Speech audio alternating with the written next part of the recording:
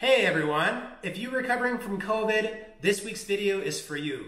I go over the best strategies to get back into a walking program, which is one of the best ways to regain back your strength and endurance. I hope you find it very helpful, and be sure to hit the subscribe button for more videos about PT and how they can improve your life. Alright, so it's important to first realize that exercise will allow you to recover much more quickly from COVID. But a question I get quite frequently is, how long should I wait following COVID to get back into a walking program?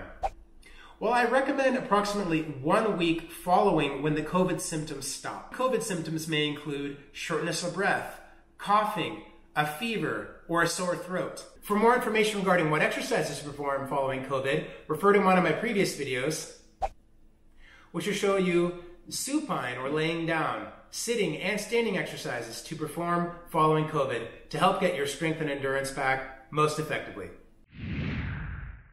Now, in getting back into walking, the intensity that you're walking at should be based on 2 factors. The talk test, meaning that you can carry a conversation comfortably while walking. If you're not, it's too high intensity. The second refers to what is called the Borg scale.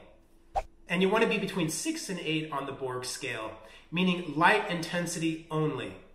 I would start with a 5-minute walk and progress as tolerated. What I mean by that is that we want to add 1 minute per day if the previous walk was tolerated well.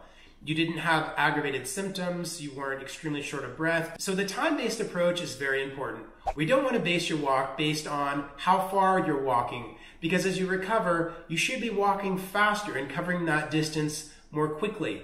So we really want to base that on duration so we can measure it more scientifically.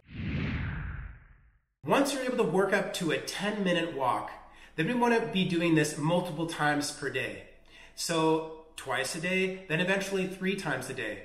Once we can finally work up to 3 10-minute walks per day, then I would progress it into a 30-minute walk. This again may take some time, and it's perfectly fine. What we're trying to avoid is that you overwork yourself and take a step back in your progress. So pace yourself slowly. Again, from 5 minutes, 1 minute per day to a 10-minute walk, then 3 10-minute walks per day, and then eventually a 30-minute walk. If your goal is to get back into higher level exercises such as running, biking, swimming, climbing, it's important to first realize that we need to progress ourselves slowly to avoid setbacks that will delay your healing process. Second, it's important to base it on your heart rate.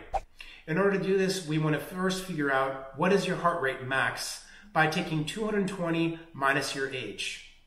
Then we want to figure out what's 50 to 70% of this zone, and use some kind of device such as a smartphone, smartwatch, something like that, so that when you're exercising, you can keep an eye on what zone are you working in. By doing this, you should allow yourself to progress slowly and effectively, but without setbacks that again will prevent you from healing as quickly as you could. Going along with this is to exercise at the right amounts or durations during each week. So for the first week, I'd start with 10 minutes, only 3 to 5 days per week, as tolerated. During the second week, you can up that to 10 minutes 2 to 3 times a day.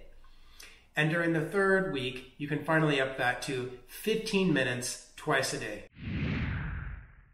Okay, so this video has been all about what is the best way to get back into cardiovascular exercise, a walking program as well as higher level exercises following COVID.